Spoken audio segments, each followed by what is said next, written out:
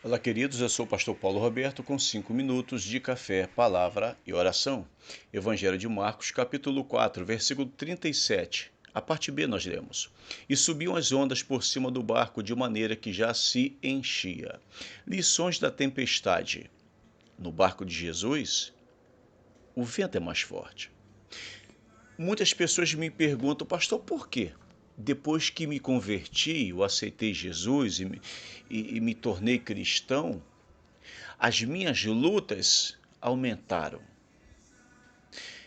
Queridos, e a minha resposta muitas vezes é que algumas provações, lutas que nós passamos logo após nos convertermos a Jesus, é exatamente para produzir em nós um amadurecimento, para produzir em nós convicção e para nos tornar firmes espiritualmente.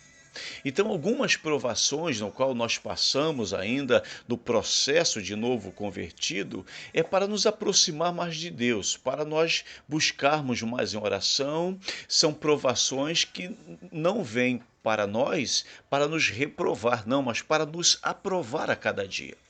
Mas em outras situações, e quem já viveu isso sabe o que estou dizendo, muitas pessoas depois que aceitam Jesus, se convertem ao Senhor, as lutas se tornam fortes e intensas, e muitas vezes essas lutas são espirituais para tirar alguém da presença de Deus. É Satanás tentando tirar aquela pessoa do caminho, tentando fazer com que aquela pessoa desista de caminhar com Deus, e depois que a pessoa se ausenta da presença do Senhor, ela tem uma falsa sensação de tranquilidade, de paz. Ela pensa que depois que parou de ir à casa do Senhor, que depois que parou de ler a Bíblia, depois que parou de buscar a Deus, a coisa foi se acalmando, a situação foi se acalmando. Esta é uma falsa sensação, porque é isso que Satanás muitas vezes quer, que principalmente a pessoa que está caminhando agora no Evangelho pense: olha, depois que eu parei de orar, depois que eu parei de fazer a obra de Deus, depois que eu parei de me envolver com as coisas do Senhor, parece que a situação acalmou. Então é por aí mesmo, eu vou ficar quietinho. Queridos, isso é uma mentira, porque a tendência de quem começa a se afastar, se ausentar por conta de evitar provação, luta e tempestades, é que muitas vezes as pessoas não voltam mais.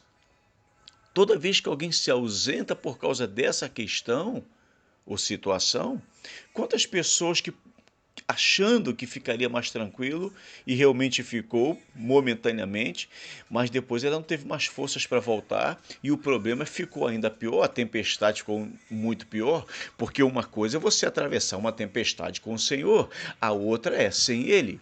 Porque com ele, ainda que você afunde momentaneamente, ele vai fazer igual Pedro, ele fez com Pedro, vai erguer de novo das profundezas e trazer à tona. Mas sem Jesus não há mão que te sustente.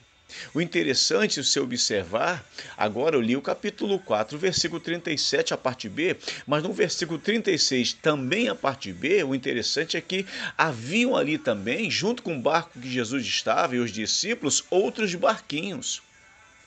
Não era só o barco que Jesus estava ali no mar da Galileia.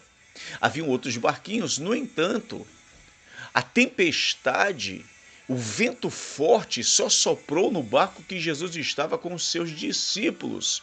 Você percebe bem como a coisa acontece muitas vezes? A Bíblia não registrou que a tempestade e o vento foi em outros barcos. Mas no barco em que Jesus estava, em que os discípulos estavam, o vento foi forte. O que eu entendo com tudo isso é que quem entra no barco de Jesus precisa se preparar para os fortes ventos. Você está no barco de Jesus, o vento está forte, a tempestade está ferrenha.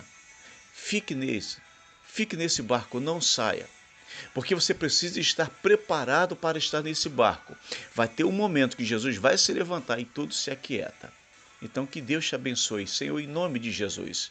Nós aprendemos que a segunda lição da tempestade é que no barco de Jesus o vento é mais forte, mas o Senhor é mais forte do que o vento. Amém.